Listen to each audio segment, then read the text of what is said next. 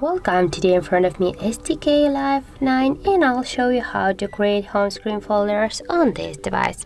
So first you should just hold for a while your application and drag this application to the another one by this way. And as can you see, we got here the new folder on our screen, and just if you want you can add the one more application to this folder by the same way. Hold for a while and drag it here.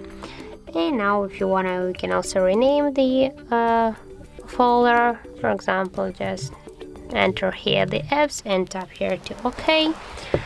And now just you can move this folder here on the screen. Just hold for a while the folder and drag it to the position or to the another screen.